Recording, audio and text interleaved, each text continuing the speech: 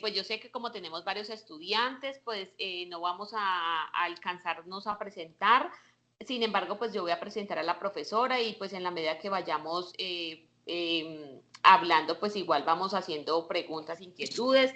Entonces voy a presentar a la profesora, voy a presentar algunos aspectos importantes que vamos a trabajar hoy dentro de la investigación cualitativa, como son los focus group.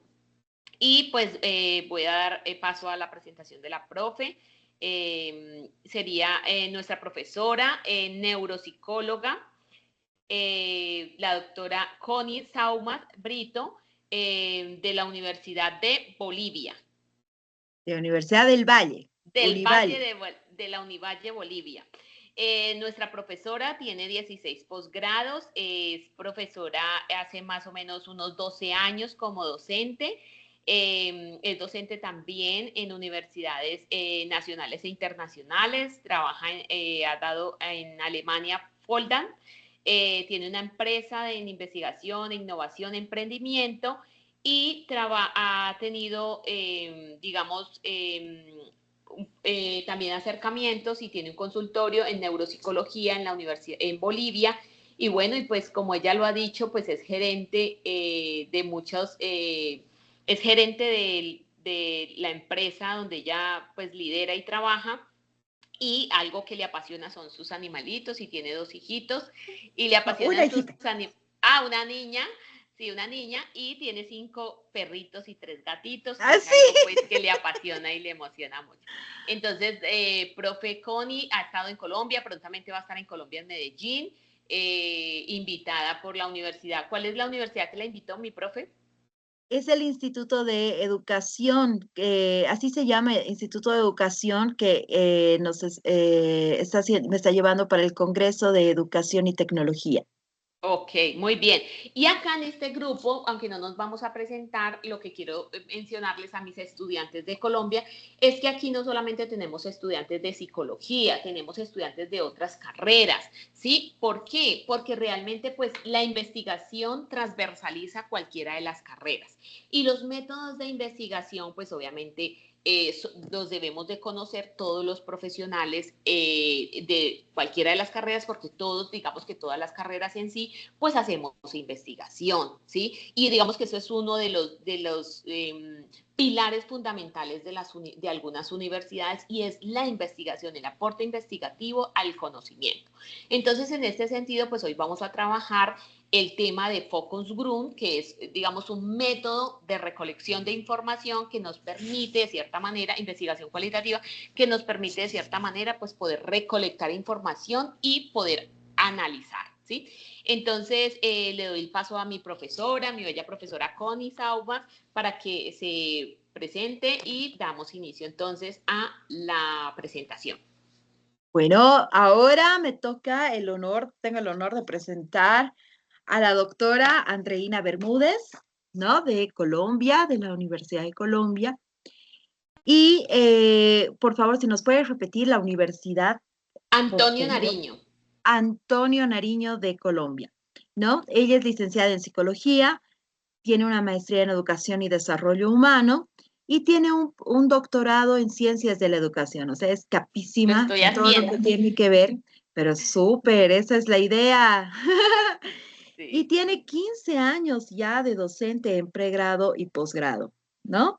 Así que le damos un fuerte aplauso, por favor, a la profesora Andreina, a la maestra Andreina, para que podamos dar inicio a nuestra linda clase espejo. Eso, mira cómo te aplauden acá, con todo cariño. Muchas acá en gracias. Bolivia, muy cariñosos somos. Muchas gracias. Y bueno. pues bueno, ahora le voy a ceder el micrófono a la doctora Bermúdez, justamente porque ella inicia el día de hoy con la parte del focus group, ¿no? Así que bienvenida, profe, y todos suyos, todos somos suyos. Bueno, muchas gracias, apreciados. Y entonces ustedes me dicen si ya pueden ver la pantalla para yo poder ya proyectar. Lo que les quiero decir es que en la medida que vamos hablando, como estoy proyectando, no puedo ver quiénes alcen la mano, entonces lo que vamos a hacer es que la profesora Connie Yo los me voy a ver ayuda. y te voy avisando. Exacto, y vamos, si alzamos la mano, pues vamos haciendo las preguntas o inquietudes que tengamos y vamos entonces aclarando, ¿sí? Ahí ya me ven la pantalla. ¿Sí? ¿Correcto?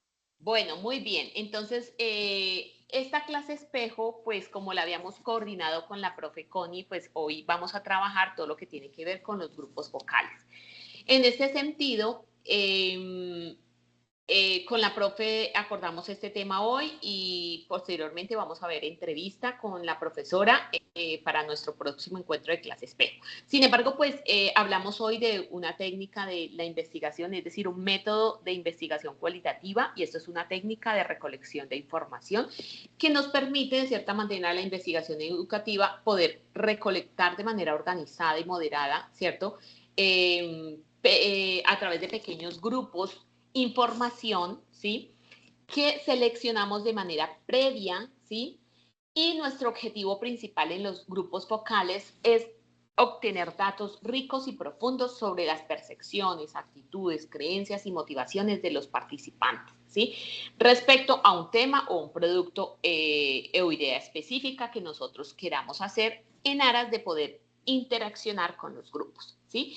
Esto es una técnica cualitativa, ¿sí? Entonces, en este sentido, nosotros lo que hacemos es, a partir de estos grupos focales, digamos como técnica, centrar en esta medida la pluralidad y variedad de las actitudes, de las experiencias y las creencias, ¿sí? En este sentido principal es encontrar o captar el sentir, el pensar y el vivir de los individuos, buscando generar autoexplicaciones, ¿sí? Para obtener datos cualitativos, pero de cierta manera, pues si lo podemos pensar así, de manera universal. Es decir, si tomamos un grupo de personas, pues lo que buscamos es que de acuerdo a un tema puntual, ¿sí? O a un producto, pues las personas puedan expresar, puedan decirnos, puedan darnos su apreciación, y nosotros lo que hacemos desde el grupo focal es identificar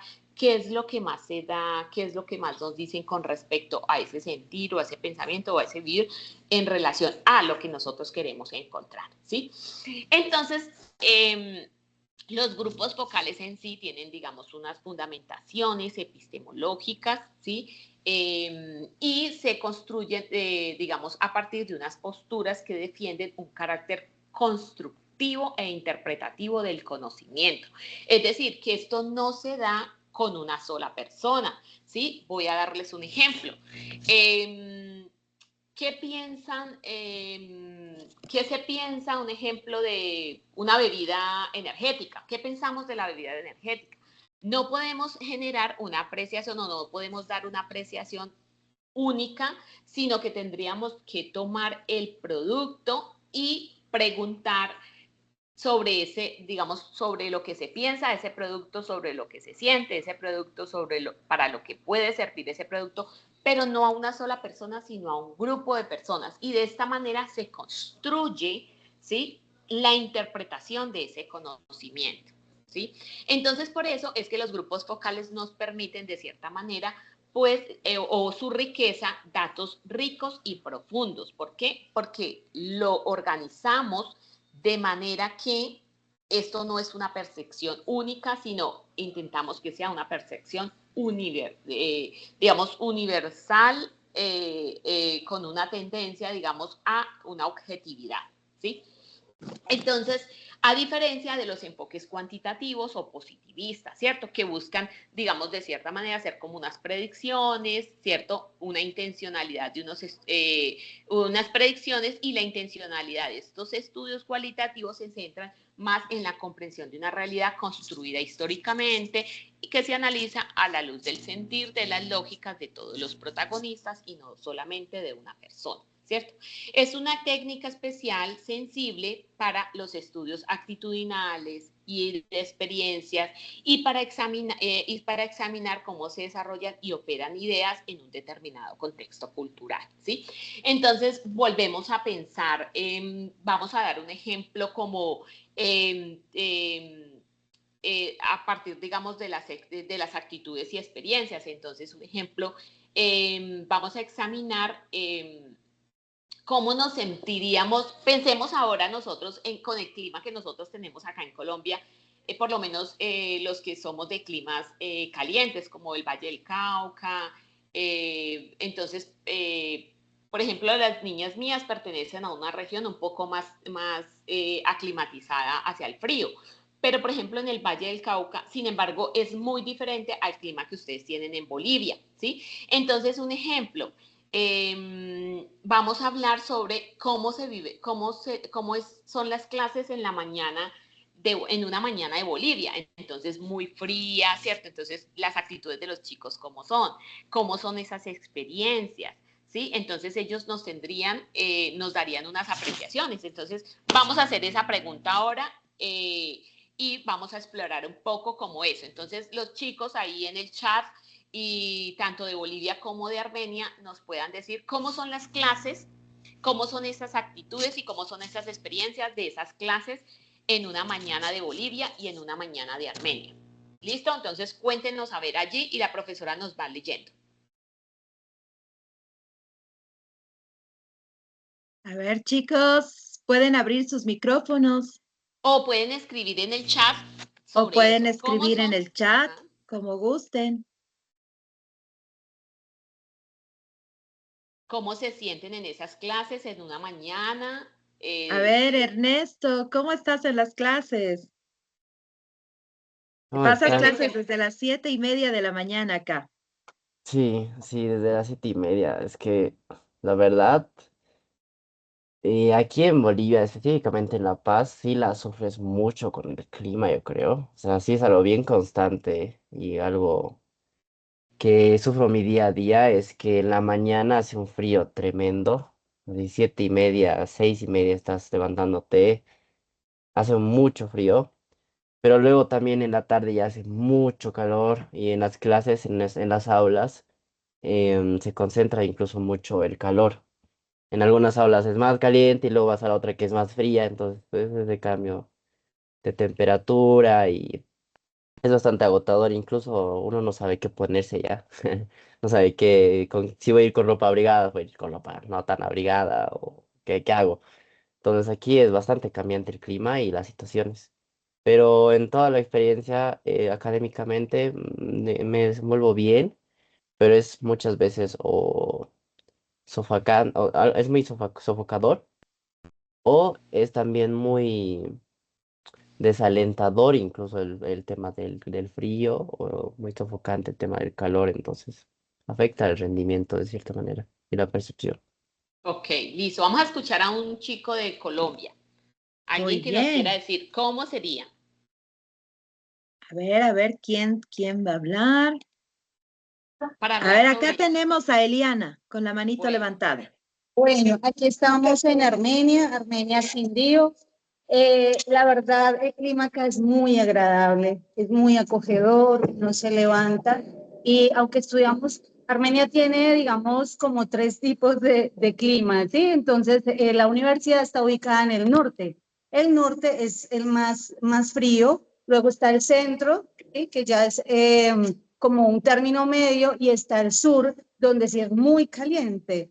Nosotros estamos en el norte, pero aún así el clima es muy agradable, o sea, inicia como el día con un poco nublado, pero no se siente ese frío penetrante, no, es muy nublado, incluso nosotras pues venimos, es muy rara, o sea, sí hay momentos en que debemos usar saquitos delgaditos, pero por lo general no, estamos como con camisetica y así es suficiente, entonces es muy favorecedor el clima para el aprendizaje y es muy ameno, es muy ameno, sí, la verdad es que es muy agradable.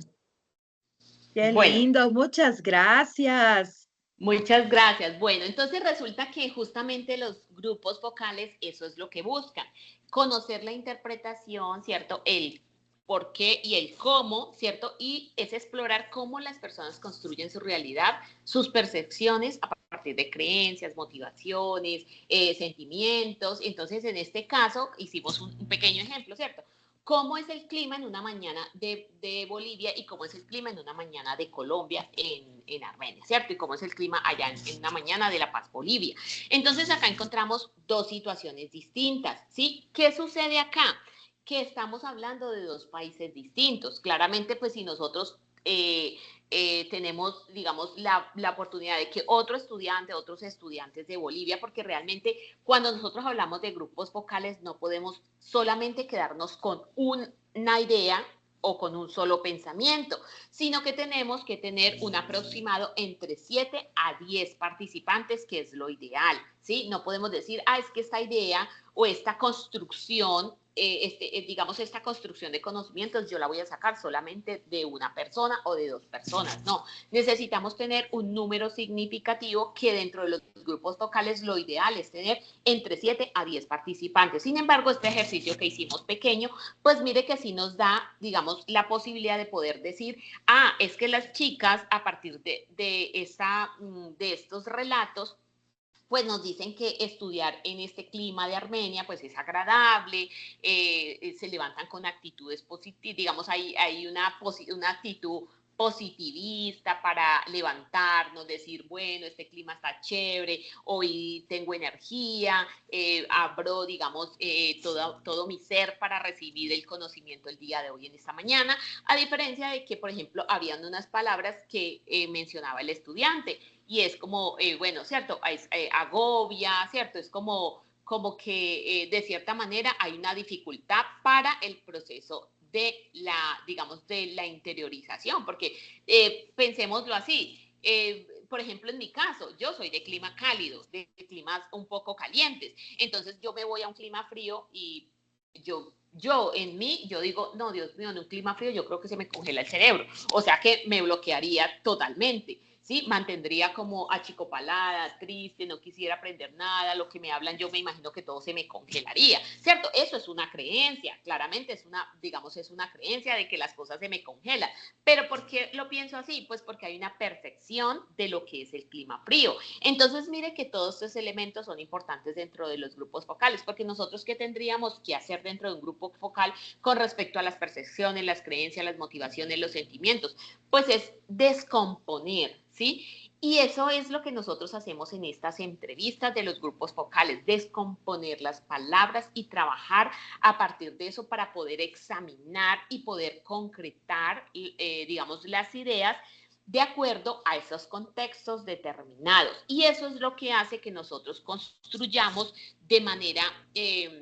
se construya un conocimiento, ¿cierto? La construcción de un conocimiento interpretativo que nos permite acercarnos a una realidad, ¿sí? Entonces, el objetivo de los grupos focales son el por qué y el cómo, ¿cierto? De los comportamientos y los procesos mentales. En este ejercicio que hicimos es el por qué y el cómo de qué.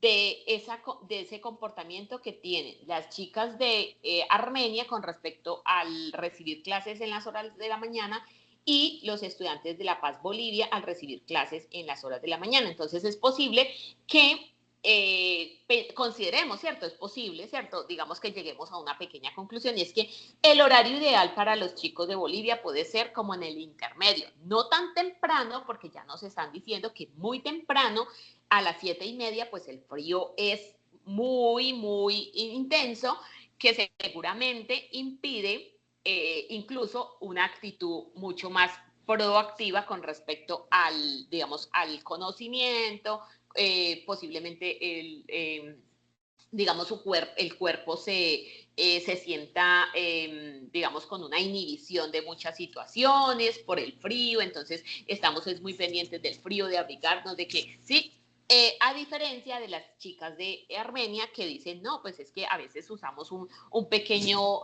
saquito que puede ser como un corta de frío, muy liviano, que no necesitamos sacos pesados, ni doble porro y sencillamente pues andamos un poco más ligeras, frescas, pero nos sentimos con una actitud de vivir y de seguramente de exponernos a situaciones que si nos toca levantarnos, correr, saltar, esto y lo otro, pues lo vamos a hacer con gran facilidad, a diferencia de la, digamos, de la percepción que tienen los estudiantes de esas mañanas educacionales en La Paz, Bolivia, ¿cierto? Entonces, esto es lo que exploran los grupos focales, ¿cierto? El por qué y el cómo de los comportamientos en los procesos mentales y por qué las personas realmente pues piensan, sienten y viven de esa manera cada uno de esos aspectos, ¿sí? Entonces, el principio epistemológico, ¿cierto? Cualitativo, que define el carácter constructivo e interpretativo del conocimiento y que se establece un conocimiento de una producción humana, es fundamental para entender el por qué y cómo operan los grupos focales. Entonces, ¿qué nos toca construir acá? Una interpretación a partir de la construcción colectiva, no individual, ¿sí? Entonces, los grupos focales, eso es lo que nos ayudan, ¿sí? Hacer construcciones de conocimientos a partir de la colectividad y ese es el objetivo. Y no podemos tampoco decir, entonces vamos a utilizar grupos focales y entre más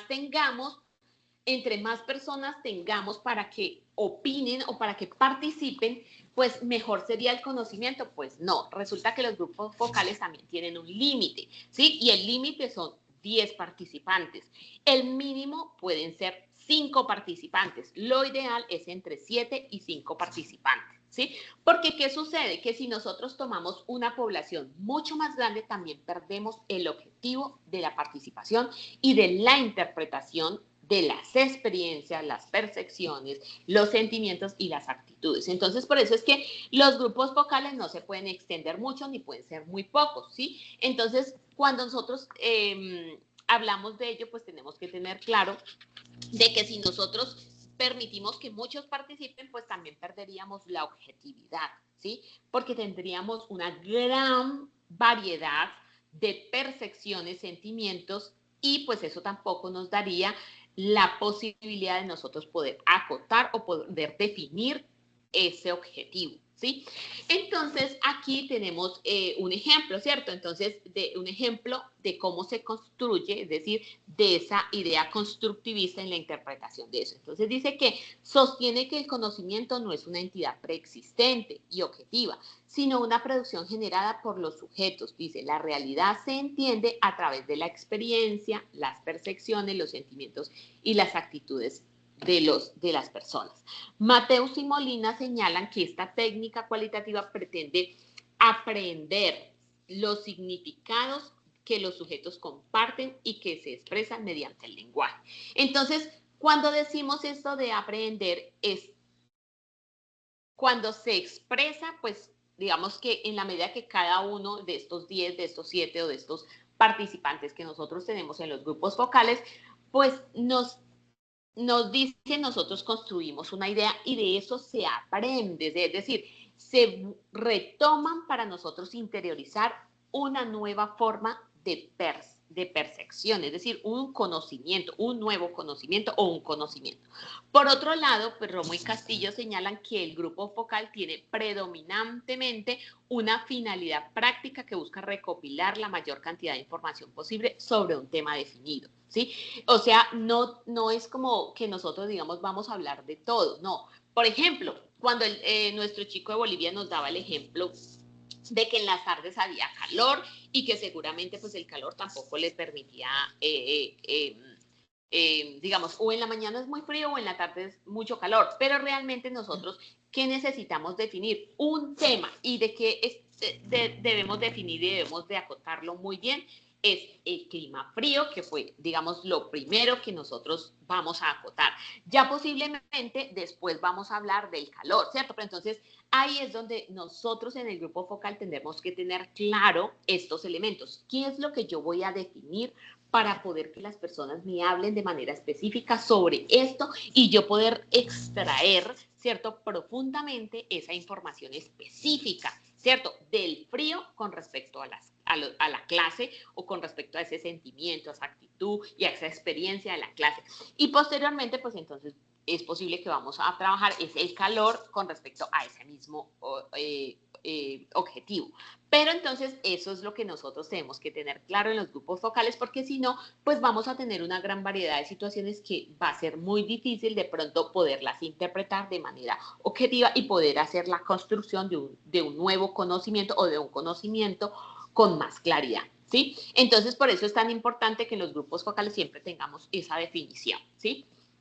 El carácter constructivo interpretativo del conocimiento lo que implica entonces es variar características fundamentales. En esto tenemos que el conocimiento como una construcción humana. Y efectivamente, pues nosotros entendemos desde la psicología que y desde la psicología del conocimiento que nosotros destacamos que el conocimiento no es que el conocimiento es una producción humana, ¿cierto? No es algo que esté listo para ser identificado en una realidad que se ordena de acuerdo con categorías universales, sino que realmente nosotros vamos construyendo digamos, ese pensamiento a partir de muchas ideas, ¿sí? Por ejemplo, nosotros hoy pensamos, ¿será que hace 30 años o 40 años nosotros pensábamos o las sociedades pensaban lo que hoy piensan? Un ejemplo, voy a hablar con respecto a las relaciones afectivas. Seguramente nosotros si pensamos en esas personas que hoy tienen 70 o 60 años, ¿cómo era el amor? Digamos que hablamos sobre la percepción del amor, ¿cierto? O el significado del amor o el sentimiento del amor, pues ellos nos van a decir otras cosas muy distintas a las que estas sociedades nos puedan decir o nos puedan mencionar hoy. Entonces, ¿esto qué sucede? Pues que realmente el conocimiento es una construcción humana que se va dando de acuerdo también a unos contextos y a una producción de los cambios que van dando las sociedades, ¿sí? No sé si alguien había alzado la manito, profe. ¿O escuché mal? Bueno. Ahorita nada, no tenemos ninguna manito levantada. Perfecto. Entonces, en ese sentido, pues destacamos que ese conocimiento, pues ese va evolucionando y pues eso es lo que nosotros dentro de los grupos focales podemos ir estudiando, cómo esto evoluciona y cómo nosotros hacemos un nuevo conocimiento a partir de esto, ¿sí? Entonces, hagamos voy a dar un ejemplo. Yo voy a tomar 10 personas entre los 60 y 70 años y les voy a poner, el tema va a ser el amor, ¿cierto? Cómo se siente el amor, cuál es la percepción, ¿cierto? El cómo y el por qué, ¿cierto? De esos sentimientos, esas percepciones y esas actitudes con respecto a esa palabra que se llama amor. Y voy a tomar también este grupo de jóvenes entre los 18 y 25 años y les voy a poner el mismo tema, ¿sí? Y entonces resulta que estos dos grupos focales van a tener unas, digamos, van a expresar diferentes situaciones y al ser analizadas de manera individual vamos a encontrar aquí una percepción, unas características seguramente muy distintas a las que voy a encontrar en estas nuevas generaciones o en este grupo, digamos, un poco más joven. ¿Por qué? Porque ese pensamiento, esa construcción va cambiando y eso es lo que en los grupos focales nosotros analizamos, ¿sí? Y cómo estas palabras y cómo estos sentimientos, esas percepciones y estas actitudes, yo las convierto en un nuevo conocimiento identificando la realidad de acuerdo al orden, ¿cierto? O a las categorías que se van construyendo de manera universal, porque es que estos pensamientos se construyen a partir de unos contextos sociales y culturales, ¿sí? Entonces, un ejemplo, la familia, pensemos en otro ejemplo, la familia. El concepto de familia hace 50 años o hace 70 años, pues claro, una familia con unas construcciones muy distintas, ¿sí? Y las familias de hoy, entonces, ¿sí? Y dependiendo también de dónde nos estemos ubicando, porque, por ejemplo, nosotros ubicamos a Bolivia y de acuerdo a la estructura, digamos, de las familias de Bolivia son muy distintas a lo que nosotros conocemos de la construcción de las familias colombianas, ¿sí? Por ejemplo, profe, tú me recuerdas, yo he leído algunos documentos de Bolivia y, por ejemplo, en Bolivia todavía se conserva el carácter de la familia nuclear, incluso extensa, en la participación, digamos, de prácticas culturales todavía muy dadas, digamos, no como nosotros que, digamos, los colombianos estamos muy metidos en la, digamos, en una en una vida un poco más consumista. Sí, en Bolivia, por ejemplo, algunos documentos que he leído, Bolivia todavía tiene prácticas, digamos, muy naturales con respecto incluso también a la preparación de alimentos, a la conservación de la familia, a la unión. Entonces, no sé si de pronto la profe nos pueda comentar, o alguno de los chicos, este concepto de familia para Bolivia, y nosotros acá podemos pensar en un poco sobre los conceptos de familia para Colombia. Bueno, mira, te comento lo siguiente. Sí, la familia en Bolivia es pues bastante interesante, ¿no? O sea, son familias muy unidas, o sea, siempre están bastante tiempo, se mantienen juntos. Por ejemplo, no es que cumples 18 años hijito, ve y búscate la vida, ¿no? O sea, es bastante familiar. Y respecto, es que es muy compleja la situación social en Bolivia. Es un aspecto que no podríamos generalizar, ¿sí? En cuanto a, por ejemplo, las prácticas naturales. Si bien tenemos la bendición, igual que en toda Latinoamérica, realmente, por ejemplo, cuando me he ido a Cartagena, pues veía la fruta hermosa, natural, ¿no?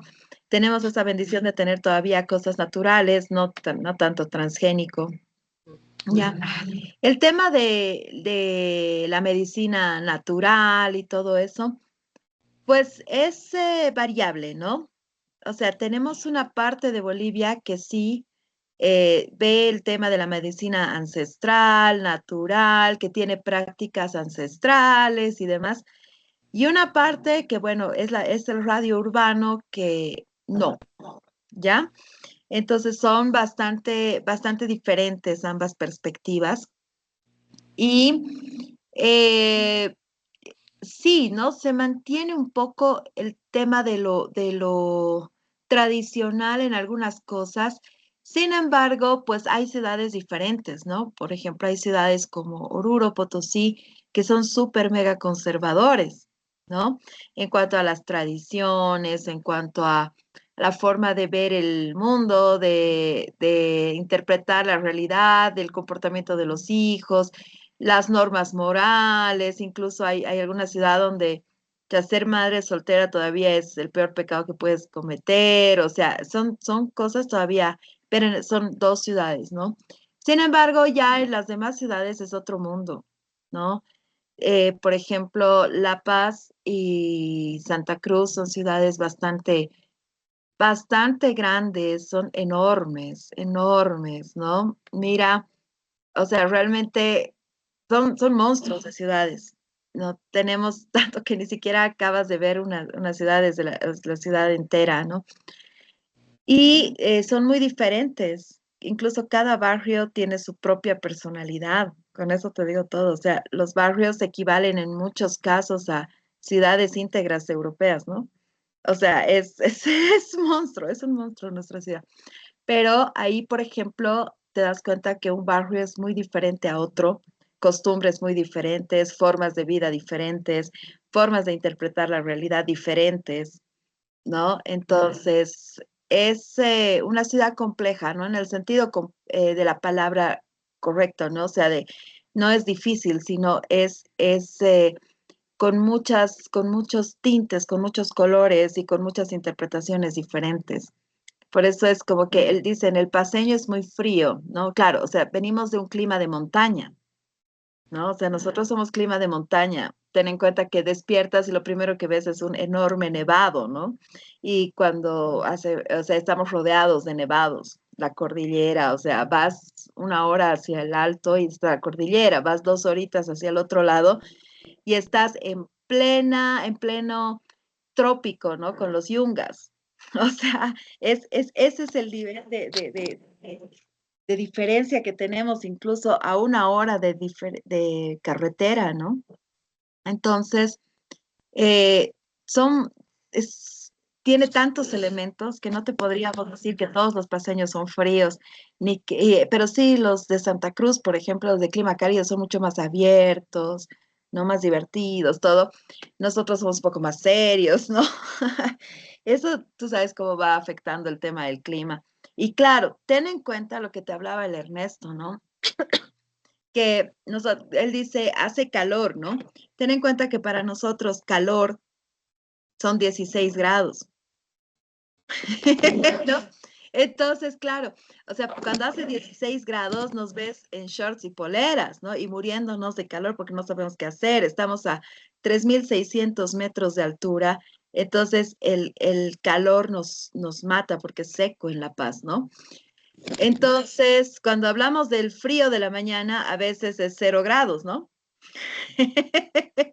Entonces, es eso. Me acuerdo cuando estaba allá, no sé si donde tú estás es igual que Cartagena, pero me acuerdo que me decían, "No, tranquila, aquí vas a estar el clima está súper nice, está relajado". Cuando llego, Y hacía estaba a 25 38 grados. grados, no, 25 grados, y era, me quiero morir, ¿no? Entonces, ahí está, por ejemplo, a veces es incluso el concepto de frío, ¿no?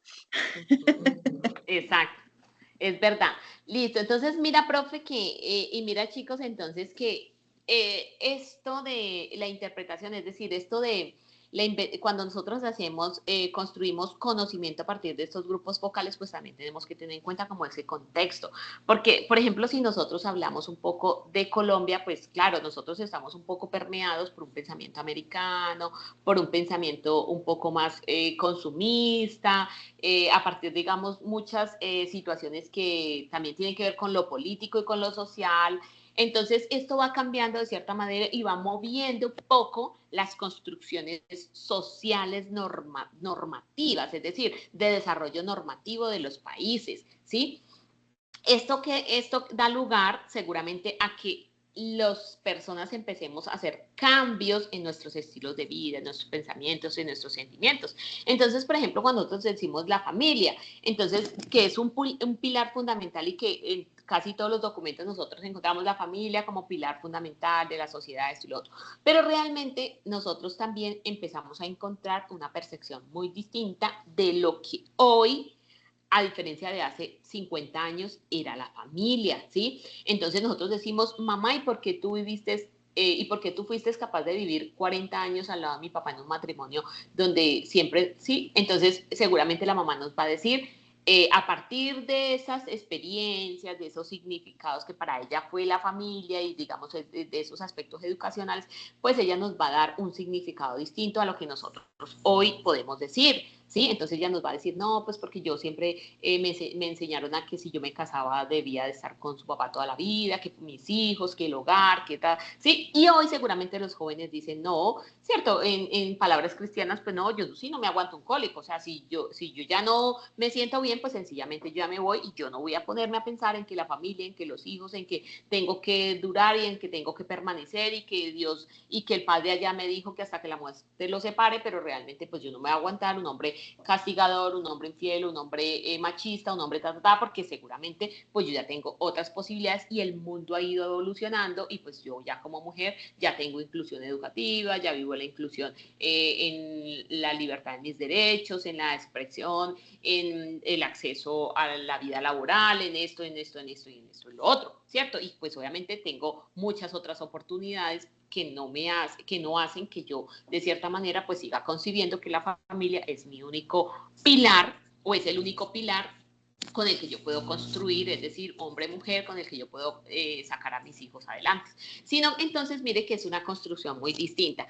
Y claramente lo que, digamos, el ejemplo de lo que dice la profesora, pues tiene que ver mucho con ese contexto cuando ella habla del clima, es decir, 16 grados para nosotros es de calor es nada en relación a que nosotros hemos tenido sensaciones térmicas, por ejemplo, en el Valle del Cauca, en Cartagena, hace poco, creo que hace más o menos 15 días la sensación en Cartagena era más o menos de 42 grados en sensación térmica, pues en esa sensación de calor. O sea que si alguien de Bolivia hace 15 días estuvo en Cartagena con una sensación de 42 grados, pues casi que era una persona objeto de deshidratación o objeto de que presentara alguna situación de salud, porque realmente es un calor al que no está adaptado y que seguramente su cuerpo tendría que responder de alguna manera. Entonces el sentimiento que va a ser de mucha molestia, de estrés, es decir, es posible que si nosotros le preguntamos en ese momento a una persona que viene de Bolivia con una sensación térmica de calor, pues obviamente que va a estar agobiada, triste, enojada, molesta, bueno, todas las sensaciones que le pueden, con las que puede manifestar esto, ¿sí? Entonces tendremos que tener muy en cuenta también que los grupos focales pues también tienen unas características y unas particularidades para nosotros poder crear un conocimiento o para poder hacer la construcción de ese conocimiento. Y es que no podemos mezclar, ¿sí? No podemos decir, no, es que yo voy a hacer un grupo focal, pero entonces voy a traer a un chico, un ejemplo, voy a hablar del clima, pero voy a traer un chico de Bolivia, otro de Colombia, otro de Europa y otro, ¿sí? Es decir, no, porque todas sus características climáticas son distintas y seguramente los sentimientos, las actitudes van a ser muy dispersas y muy variadas con respecto a eso. Entonces, como que intentar que el grupo sea homogéneo, que vivan como características muy similares y pues a partir de eso, pues poder encontrar digamos, la construcción a partir de eso que nos da, porque seguramente pues no vamos a encontrar mucha dispersión en las formas de sentir y de pensar y de percibir, digamos, volvemos al clima, el clima en ellos, ¿sí? Entonces, mire que aunque nosotros tenemos situaciones que podríamos pensar de manera, dependiendo los temas que nosotros vamos a trabajar, pues asimismo tendríamos que identificar la población, ¿sí? Y de esa manera pues hacemos una construcción, digamos, un poco más objetiva con respecto a los resultados que pretendemos analizar, ¿sí? Y aquí pues dentro de esta otra característica tenemos la construcción continua de la realidad y es que se asume que el conocimiento no tiene una responsabilidad lineal con la realidad, sino es una construcción que se genera en confrontar el pensamiento del investigador con los múltiples eventos empíricos que se presentan. ¿Esto qué es? Que en este sentido, pues, los participantes dan sus sentimientos, digamos, expresan, ¿cierto? Están sus relatos y nosotros lo vamos analizando.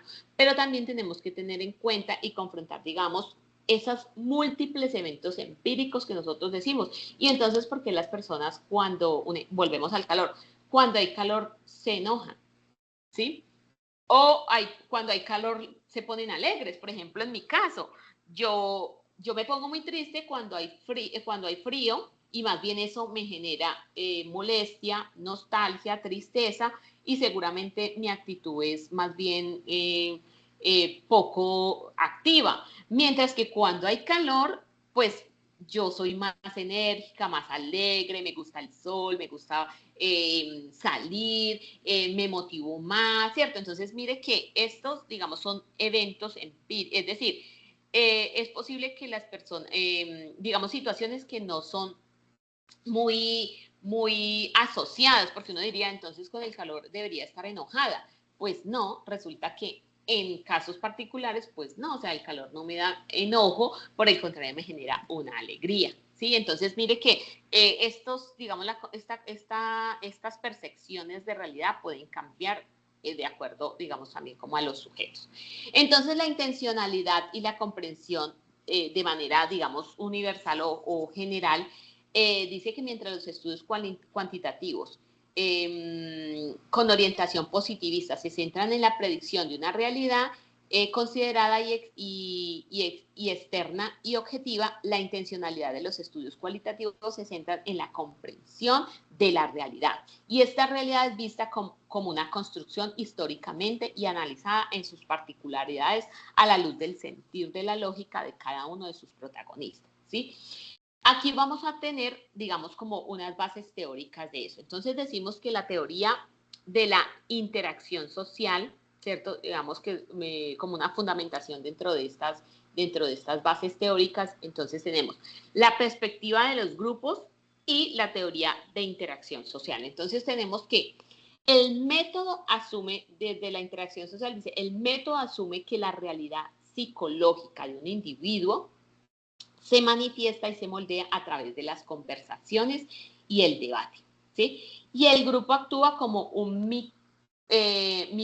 microscomos social donde puedes observar la dinámica de influencia en conformidad y disenso, ¿sí? Es decir, que en este sentido, lo que este método o de esta teoría de la interacción social dice que nosotros, cuando los seres, digamos, las personas interactúan, se moldean a través de esto, es decir, todo lo que nosotros decimos va calando o va interiorizando o va generando un cambio, y por eso es que el pensamiento o nuestras actitudes o nuestros pensamientos son de construcción social, ¿sí? Entonces,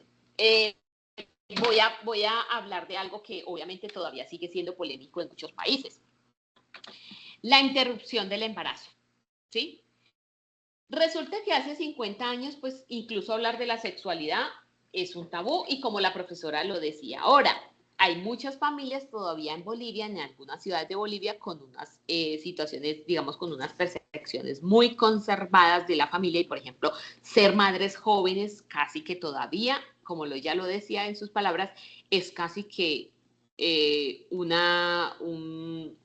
bueno, cierto, es casi que un sentimiento, bueno, es una situación como de vergüenza, de pena, de escarnio social, bueno, cierto, es decir, como si fuese algo que no se pudiese dar, y pues obviamente que ya digamos, en nuestras generaciones, pues ya encontramos o hemos encontrado chicas embarazadas jóvenes o a temprana edad, ¿sí?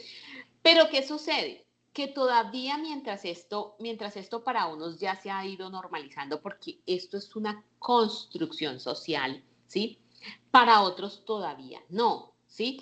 Y por ejemplo, si hablamos de la interrupción voluntaria del embarazo, entonces decimos, hace 50 años o las personas adultas todavía no aceptan la interrupción voluntaria del embarazo. ¿Por qué? Pues porque hay una construcción, ¿cierto? Hay unos elementos de construcción de pensamiento, de actitudes, de sentimientos con relación a, ¿cierto? A todas las particularidades que ellos nos puedan decir con respecto a ese tema, ¿sí? Y si nosotros preguntamos eso de la interrupción voluntaria del embarazo a jóvenes, ¿sí?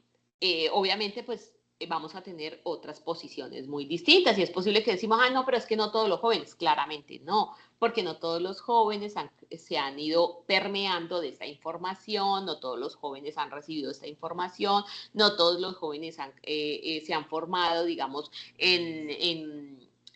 o no todos se criaron en familias conservadoras. Entonces, pues obviamente eso también depende de la influencia de la familia, de la influencia cultural, de la influencia social, que hace que nuestro pensamiento vaya cambiando, y en esa medida, pues nuestras dinámicas y, digamos, vamos interiorizando como normal el hecho de que si una persona ha sido abusada o violentada y a partir de esa violencia queda embarazada, pues, y si no desea tenerlo, pues es normal de que pueda hacer una interrupción voluntaria del embarazo, ¿sí? Pero otros dirán, no, pues pese a que vivió todo lo que vivió, pues no, porque lo que va a tener es un ser humano, es un bebé, es alguien para el mundo, si Dios lo decidió, bueno, ¿cierto? Entonces, al final son muchas situaciones y muchos debates que podemos tener con respecto a esto, pero esto también depende de qué, de esa construcción social, de esa interacción social, de esa, digamos, de esa influencia que se tenga y de esa formación que ese sujeto tenga. Entonces, esto es muy importante porque aquí influyen las opiniones de los valores, es decir, la construcción de esos valores en los que ese sujeto, pues obviamente, nace, crece y se va desarrollando. Entonces, pues allí está. Y por otro lado, encontramos la perspectiva de los grupos a partir de las dinámicas, que esto que nos permiten la riqueza de los datos, ¿cierto? Entonces, esto proviene, ¿cierto?, del efecto bola de nieve, y entonces aquí encontramos que la cogeneración del sentido, la interacción que revelan las normas y entendimientos de un individuo solo quizás no verbalizaría en una entrevista individual, como por ejemplo, cómo se construye socialmente el estigma sobre un tema, ¿sí? Entonces aquí en los grupos, digamos en la perspectiva de los grupos o en las dinámicas de los grupos, lo que buscamos es más la construcción colectiva sobre una situación. En esta de la interacción social, pues nos enfatizamos mucho como en digamos en la conversación y en el microscomos social, es decir, cómo ese pensamiento se construye desde lo social. Y, y desde la perspectiva social es como esto evoluciona, es decir, cómo el efecto bola de nieve va evolucionando y va generando un sentido a lo que nosotros queremos identificar, ¿cierto? Entonces aquí vamos a tener un ejemplo. Si se estudia la ansiedad académica, ¿cierto? Dice, una entrevista individual revela cómo una persona siente ansiedad, ¿sí? Entonces, en los grupos, dice, en los grupos focales se revela cómo los estudiantes hablan de la ansiedad entre sí, ¿sí? Qué soluciones o mitos comparten y cómo se legitimiza o se desestima la experiencia dentro de los grupos de pares. Entonces, estudiamos la ansiedad, hacemos entrevistas individuales, revelamos cómo las personas sienten esto de manera individual, ¿sí? Pero ya en los grupos focales estudiamos cómo ellos hablan de eso entre sí, ¿sí? Cómo ellos solucionan o cómo ellos también comentan y digamos, esos relatos están cargados de creencias, ¿cierto? Mitos, cómo ellos comparten esto, cómo ellos aprueban o desaprueban lo que el uno o el otro dice, ¿sí? ¿Qué es lo que nos permite el grupo focal? Entenderlo si esto es propio de ellos o esto es una construcción colectiva de ese pensamiento. Entonces aquí en el grupo focal lo que hacemos es poner en contexto o poner, digamos, para que se ponga en contexto la legitimización de un tema o se desestime esto, ¿cierto? Pensemos en un tema que es puntual y que seguramente es un debate siempre. Los jóvenes, ¿sí? Entonces decimos, ¿qué se piensa de los jóvenes? Entonces, unos podrán decir, que somos la generación de cristal, pensemos. Entonces otros pueden decir, pues no, porque es que piensan que somos la generación de cristal, pero realmente es porque el mundo nos ha exigido mucho y realmente nuestros padres y la sociedad esperan mucho más de nosotros que lo que se esperaban de los jóvenes hace 50 años, ¿cierto? Entonces, mire que allí puede haber una desestimación, ¿cierto? O una deslegitimación digamos, de esa percepción. Y es que los jóvenes son flojos o que los jóvenes no quieren hacer nada o que los jóvenes no tienen nada seguro. Pues realmente es ¿por qué? Porque otros podrían decir, lo que pasa es que tenemos tanto que a veces también nos podemos confundir o sencillamente es que se han creado ideas erróneas con respecto a que las personas antes, pues desde muy jóvenes, trabajaban, hacían esto, hacían lo otro, y pues nosotros nacimos en una sociedad muy distinta donde pues con fortuna no tenemos que esforzarnos tanto para acceder a la información, no tenemos que esforzarnos tanto para esto. Eso no significa de que seamos flojos, simplemente nacimos en una sociedad o en una era donde ya tenemos muchas cosas resueltas y necesitamos crecer a partir de esto que ya tenemos, es decir, no nos tenemos que esforzar tanto como decía el papá, pues no nos tenemos que esforzar tanto para ir por el mercado, porque antes pues el mercado se compraba no sé, pensemos en esto, como no sé cómo le llamarán en Bolivia, en la galería, nosotros acá le llamamos en la galería o había que ir al mercado campesino. Ahora nosotros salimos y encontramos el hipermercado donde encontramos todos nuestros productos de fácil acceso, ¿cierto? Entonces no es tan difícil acceder a las cosas.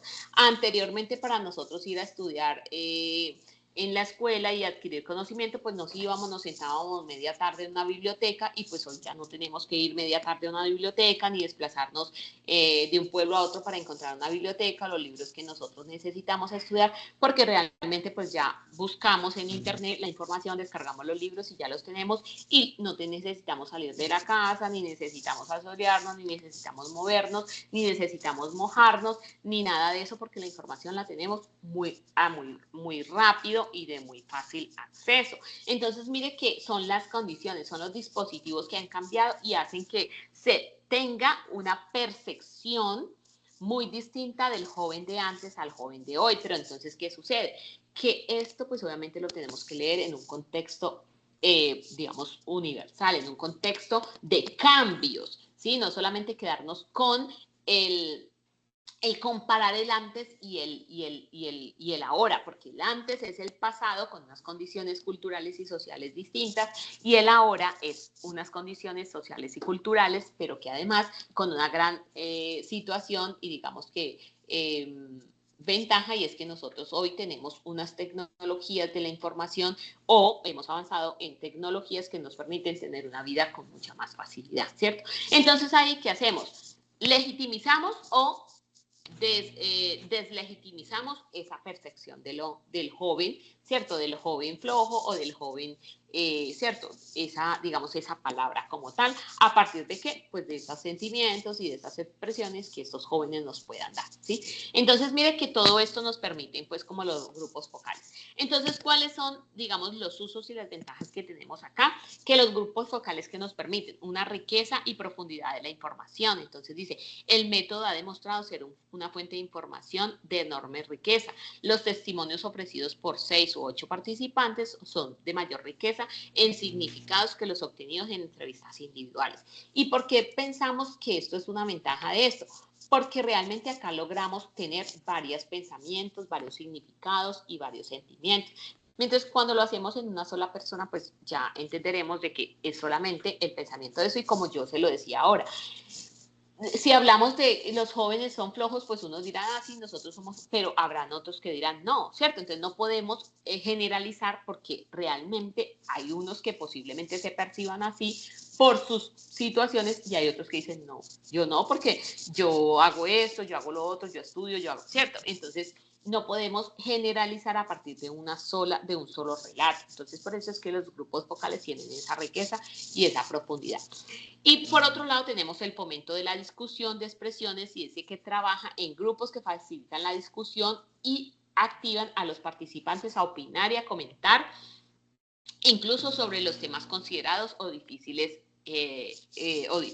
o de tabú. Un ejemplo, la sexualidad, lo que ahora les mencionaba sobre el embarazo, la interrupción voluntaria del embarazo, ¿cierto? Entonces, esto nos permite los grupos focales como que las personas que aunque puedan tener la posibilidad, digamos, esos pensamientos, esos sentimientos, con respecto a los temas, a veces no lo hacen, mientras que a través de los grupos focales estas personas sí logran, digamos, con mucha más facilidad poder hablar y poder discutir de estos temas, teniendo en cuenta pues que se le permite la participación, de que unos ponen de que unos ponen y otros pues también van participando, y se va creando, digamos, un espacio de conversación y discusión muy natural con respecto a esas expresiones, a esos sentimientos, a esas actitudes o a esas formas, pues, digamos, de ver, ¿sí? Y también que nos permiten revelación de subjetividades y contextos sociales, que permiten que los sujetos se impliquen en un proceso de comunicación, develando subjetividades inalcanzables con instrumentos objetivos. La interacción grupal es un espacio de respeto y empatía que facilita la apertura y responsabilidad de expresión. Entonces, mire que estos son como las ventajas, porque cuando estamos solitos, pues seguramente nos podemos sentir intimidados, no queremos hablar de esto, no sabemos ni cómo decirlo, mientras cuando lo hacemos en grupo, pues nos soltamos un poco, ya vimos que el otro lo dijo en sus palabras cristianas, cómo lo pareció, cómo lo sintió, entonces pues eso me da la posibilidad de que yo también lo pueda expresar, cómo lo siento, y pues ya la persona, digamos el profesional que hace, digamos que recolecta la información del grupo focal, pues ya tendrá, digamos, la facilidad de poder pasar esto, digamos, estas expresiones naturales, como yo le diría, cristianas, y poderlas poner en un contexto objetivo de interpretación, con un lenguaje, digamos, mucho más académico, técnico, que nos permita crear un concepto definido sobre esto, ¿sí? Entonces, estos son ventajas que nos da. Otro es verosimilitud del contexto social. Entonces dice que el grupo genera un contexto social donde las afirmaciones y observaciones adquieren un sentido más verosímil, ya que los propios sujetos pueden ofrecer descripciones aclaratorias y matizadoras sobre las situaciones, es decir, nos pueden describir. Voy a darles un ejemplo de esto. Mira, Hace unos años yo trabajaba en una institución educativa donde habían 2000 y pico de estudiantes. Esa institución educativa era una institución muy catalogada dentro del municipio por ser una institución donde llegaban todos los chicos consumidores de sustancias psicoactivas. Es decir, había un fenómeno muy fuerte con respecto a conductas delictivas y consumo de sustancias psicoactivas, ¿sí? Resulta que obviamente ellos utilizaban unos lenguajes o unos códigos de comunicación que seguramente pues ni los padres que vivían con ellos lo entendían y seguramente pues quienes no estábamos tan cerca de ellos pues tampoco. Pero entonces lo que yo empecé a hacer fue acercarme a ellos, trabajar a partir de los grupos focales los temas. Y dentro de esos temas yo empecé a tomar expresiones de ellos y dentro de esas expresiones empecé a darme cuenta que ellos tenían códigos de comunicación para camuflar digamos, las acciones de ellos o las conductas o, bueno, ¿cierto? El tema del consumo. Entonces, en ese entonces yo empecé a preguntarles a ellos, yo me hice una actividad donde yo les decía a ellos, entonces, hoy vamos a trabajar los mitos.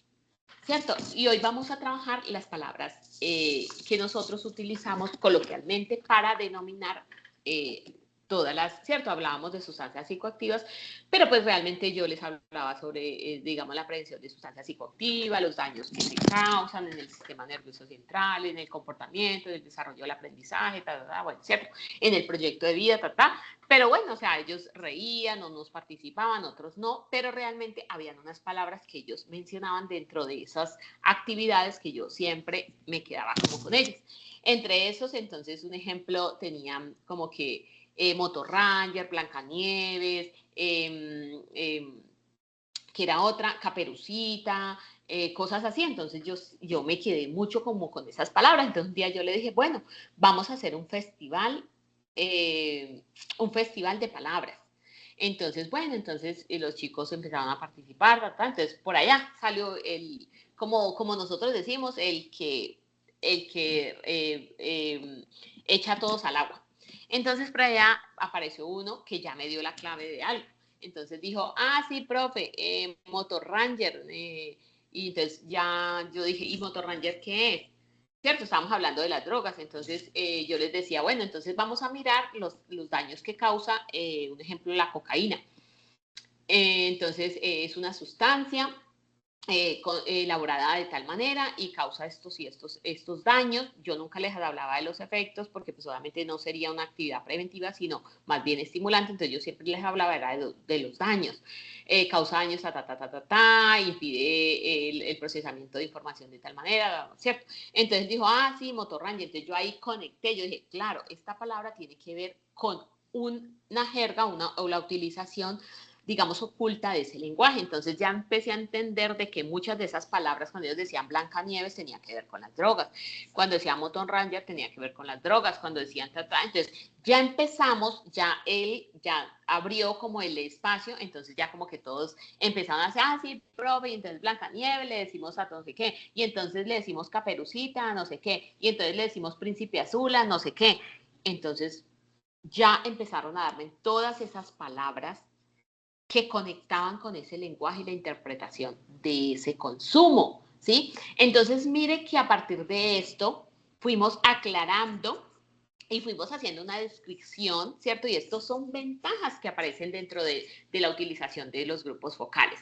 Y es que ellos empiezan a darle un sentido, ¿sí? Como a esas palabras desde lo que ellos han ido atribuyendo, digamos, en este sentido para ellos, pues era, digamos, poder ocultar. Entonces, cuando yo les decía, yo en mí pensaba, y se los he dicho a algunos de mis estudiantes cuando les he dado clase en educativa, que trabajamos, pues, consumo de sustancias psicoactivas, yo dije, ¿cuántos papás, quizás en medio de ignorar este lenguaje de los estudiantes, llegaba el amiguito a la casa, hola, doña Juana, un ejemplo, hola, doña Juana, ¿está Juan?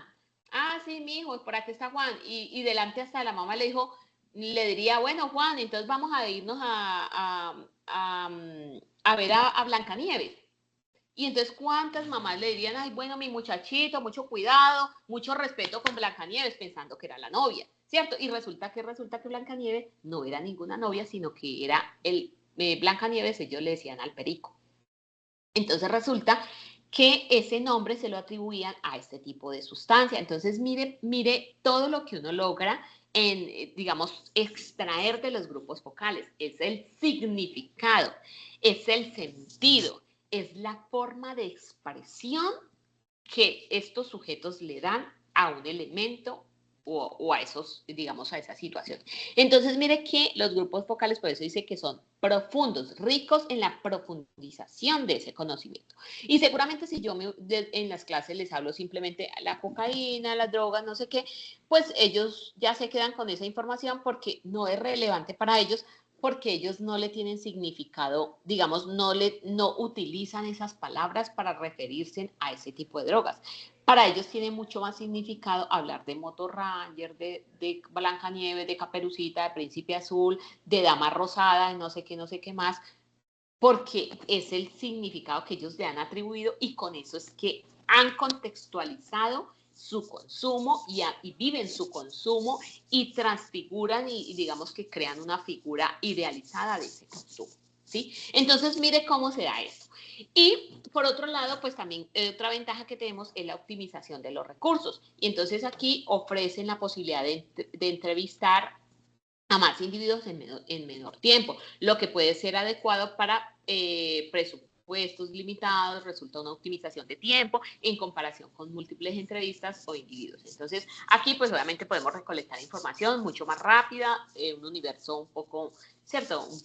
Un grupo un poco más grande y tener un poco más de mayor objetividad en eso. Y por lo otro es la comprensión de procesos grupales, ¿cierto? Que son útiles para comprender procesos grupales, cómo piensan, cómo procesan información, cómo toman decisiones y cómo construyen significados en grupo. Entonces, vuelvo otra vez al ejemplo de los chicos del consumo. Entonces, cómo ellos construyen ese significado en sus grupos. Es decir, ese lenguaje solo lo entendían ellos, ¿sí? Y lo que yo les digo, ¿cuántas mamás incluso delante de ellos no les dirían, ay, mijo, mucho cuidado con la novia, mucho cuidado en esa Moto Ranger, porque realmente, entonces que nos vamos a dar una vuelta en la Moto Ranger, y muchos papás seguramente en medio de su ignorancia, mucho cuidado, mijo, con la velocidad, pensando que era la moto como tal, en físico, y resulta que no, que era lo que ellos, el significado que le daban ellos a lo que ese efecto generaba en ellos, es decir, la cocaína que le generaba como un efecto veloz, como rápido, como de furia, ¿sí? Como lo que hace cuando uno se va a mucha velocidad en una moto. Entonces, mire que ese significado de que salía, pues también de las experiencias de ellos, pero se trasladaba a la utilización del consumo y los efectos de ese consumo, ¿sí? Entonces, mire que estas son como las ventajas que tenemos nosotros de trabajar, y es que aquí ellos pueden, de cierta manera, pues darnos unos significados y unos sentidos a esos elementos o a esos sentimientos con respecto a los objetos, a las personas, pues, ¿cierto? Y las formas de utilización de este método, pues debemos de hacer una planificación y diseño, ¿cierto? Lo primero que tenemos es el marco de la investigación. La técnica debe llevarse a cabo en el marco de los protocolos de una investigación, ¿cierto? Con una temática específica, con unas preguntas claras, con unos objetivos definidos y con una justificación, ¿sí? Y entonces, por la pertinencia, esa novedad y pues a qué población es la que vamos como a impactar. En segundo, la selección de los participantes es una tarea muy decisiva en el sentido de que, como les mencionaba ahora, pues tendríamos que empezar a identificar el grupo de jóvenes, es decir, a jóvenes entre los 18 y los 26 años, pues que estén estudiando, o que no estén estudiando, que sean consumidores, que sean hijos de papás separados o hijos de familias en conformación. Es decir, que el grupo de cierta manera pues tenga unas características específicas, ¿cierto? Que para nosotros poder pues tener un grupo de cierta manera homogéneo que nos permita pues la identificación de una idea o de extraer un significado, una interpretación por lo menos objetiva de eso, ¿cierto? Y se definen, ¿cierto?, un marco de muestreo para obtener una muestra representativa de los grupos de interés. Los participantes deben compartir ciertas experiencias y compromisos en torno a la misma situación determinada, ¿cierto? Y la composición puede ser homogénea o diversa dependiendo del objetivo de la investigación, si son homogéneas o en comparación con datos entre varios grupos. Es más sencillo. En este sentido, ¿qué significa que nosotros decimos que pueda ser homogénea o diversa dependiendo del objetivo? Pensemos. Pues resulta que yo voy a hablar del sentido del embarazo, ¿sí? Pero entonces resulta que para eso, pues yo digo, va a ser homogénea. No, pues el sentido del embarazo, ¿quién lo vive? Pues la mujer, que es la que queda embarazada, ¿sí? Entonces voy a hablar de ese sentimiento que viven las mujeres en su gestación. Es decir, aunque los papás decimos que también se embarazan cuando las mujeres se embarazan, su sentido es distinto porque ellos no tienen el bebé, ellos no tienen las sensaciones, ellos no viven eso, digamos, eso de vivir ese, digamos, a nivel corporal, a nivel de sentimientos, a nivel de cambios hormonales, bueno, ¿cierto? Entonces, nosotros tendremos que identificar, pues, de acuerdo al tema, si el tema es, y podemos involucrar hombres o mujeres, ¿cierto? O podemos involucrar o nuestro grupo serán solo mujeres o solo hombres, y pues obviamente que compartan ciertas características o experiencias muy similares, ¿cierto? Y el tamaño de los grupos se recomienda un mínimo de 6, un máximo de 10. ¿Por qué? Pues por lo que les decía, si tenemos más, pues tampoco vamos a lograr como identificar con claridad esos, digamos, esos relatos o esos significados. Y la celebración de 4 o 6 grupos pueden reducir la saturación de los datos y cuando no se obtiene una nueva información. Entonces, por eso es mejor, digamos, que equivalgan entre 6 a 10, digamos, en los grupos. Y en tercer lugar, los materiales, en lugar de ser de fácil acceso, conocido y no amenazante, es decir, que el espacio donde nosotros vamos a citarlos o donde vamos a hacer los grupos focales, pues tener en cuenta que sea un espacio tranquilo, amplio, no contaminado, no ruidoso, donde ellos no se sientan intimidados, donde ellos no se sientan como que me están viendo, me pueden observar, me pueden criticar, ¿será que si digo esto entonces me voy a hacer? Sí, como que la incomodidad. Voy a darles un ejemplo. Por ejemplo, cuando yo hago las entrevistas con mis papás de bienestar familiar o con los niños de bienestar familiar, a veces el espacio, como son cubículos, y pues ahí está la trabajadora social que hace la entrevista a los papás y el papá pues está al otro ladito y yo estoy acá con el chico, con el adolescente. Entonces ellos en esa entrevista inicial, ellos son poco expresivos, ¿sí? Ellos son más bien monosílabos.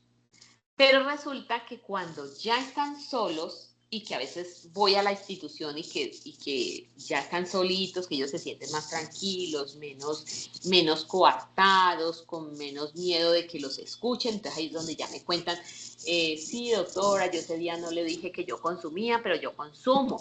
Y pues yo lo hago en la mañana, en la tarde, en la noche. Yo ese día le dije sí, pero yo no le dije cuántas veces, ni le dije de qué manera, ni le dije cuáles eran los tipos de consumo, o ni le dije esto, o no le dije tal cosa, porque pues como me daba pena, o ahí está mi mamá, o que de pronto ustedes me fueran a decir algo, etc.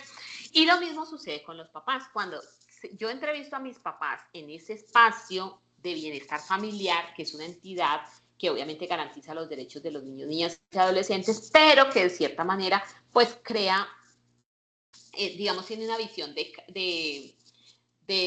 de un proceso de restablecimiento de derechos como de enjuiciamiento hacia el papá, bueno, el papá por negligente, por abandónico, por irresponsable, por no garantizar los derechos, ¿verdad? Entonces hay una autoridad administrativa que le llamamos el defensor de familia, que él de cierta manera amonesta, por así decir, la palabra amonesta y en palabras cristianas es como que castiga, o sea, como que le dice al papá, usted entonces se amonesta por esto, esto y esto, y entonces el niño se retira y entonces no se lo permito ver en tanto tiempo hasta que no evaluemos esto, hasta que no hagamos esto, o el niño va a pasar tal cosa y usted va a tener que ir a tales procesos, ¿sí? Entonces De cierta manera la amonestación pues es como, entre comillas, pues si lo hablamos en cristiano, pues es como un castigo. Entonces, cuando a nosotros nos están castigando, ¿nosotros qué hacemos? Pues optamos por una postura que de sumisión, de vulnerabilidad, de no sé qué, que es muy distinto cuando yo tengo a mis papás en los grupos de apoyo, porque mis papás en los grupos Querida profe, ¡Ay! perdón la interrupción, pero Ya le estamos cuento que terminando. ya, los chicos ya se Dios nos mío. tienen que ir. Sí. Listo, pero ya voy a terminar. Gracias. Entonces, ya voy a terminar. Entonces, resulta que aquí encontramos estas situaciones. Entonces, aquí hay unas cuestiones, ¿cierto? Como en el 4 punto, éticas del consentimiento, donde nosotros, pues obviamente tenemos que tener en cuenta este método para utilizar. Entonces, las técnicas de grupos focales tienen que conocimiento de construcción humana, una construcción continua de la realidad, una intencionalidad, la comprensión holística, que ya lo habíamos explicado, tiene un enfoque émico de los grupos que permite obtener datos a través de los procesos émicos. Esto significa que se analizan creencias, valores y prácticas, y una legitimización desde lo singular a lo subjetivo, ¿sí? Y la investigación, yo igual esta presentación se la voy a dejar a la profesora, ¿sí? Para que igual se las pueda dejar que los estudiantes puedan revisarla. Aquí lo que hacemos es una diferenciación dentro de lo que es un grupo focal cuantitativo positivista y un cualitativo, cómo se formulan las preguntas, qué es lo que nosotros exploramos dentro de ella, ciertos sentimientos, palabras que vienen de la mente, es decir, lo que las personas realmente nos dicen en ese momento inmediato, preguntas claves sobre las actitudes, preguntas de profundización, es decir, cómo nosotros llevamos este método de planificación, cómo ejecuta el rol el moderador de la entrevista, ¿sí? Y cómo se analizan, que sería la fase última, es cómo se analiza y se inicia, digamos, esto, hacia qué y hacia dónde apunta, y estas serían como algunas referencias. ¿Listo? Pues yo creo que lo vamos a hacer así porque, pues no. Entonces, no sé si hay preguntas, si hay inquietudes. Esta presentación mis estudiantes la tienen en el campus virtual, yo se la voy a pasar, creo que ya se la estaba pasando a la profesora para que también le quedara. Entonces, dejemos este espaciecito más bien como para preguntas.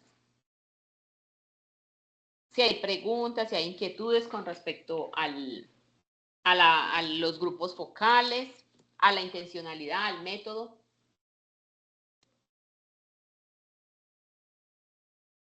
Chicos, ¿alguna pregunta? Todo claro. Todo claro. Pregúntenme, chicos. Muchas gracias. Dicen que está todo claro. Gabriel, tienes el micrófono apagado. No veo ni una manito levantada. ¿No? No, ninguna. Ah, bueno, mi profe, no, pues igual, yo me quedo con mis estudiantes. Ah, bueno, no, sí, yo me quedo con ellos porque necesito hablarles de un temita y pues no, si no hay preguntas, pues nos vemos dentro de, la próxima sería para dentro de 15 días, profe. No, es el próximo sábado. Profe, ay, pero yo te voy a comentar que es que el próximo sábado nosotros tenemos parciales. Ya. Bueno, déjame, yo ahora hablo con los estudiantes y más bien revisamos, ¿sí? Y yo te escribo. Nos escribimos internamente para ver cómo continuamos. Para organizar. Excelente tu clase. Listo. Andreina, es un gusto enorme. Realmente, qué bonito has explicado el tema del focus group, bastante completa la información. Y pues bueno, yo creo que acá ya nos vamos ahora.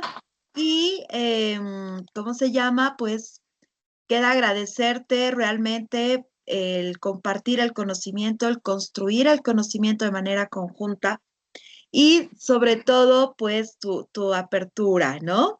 Muchas gracias, Andreina. Y bueno, un aplauso, por favor. Les voy a pedir a los chicos un aplauso para la profe.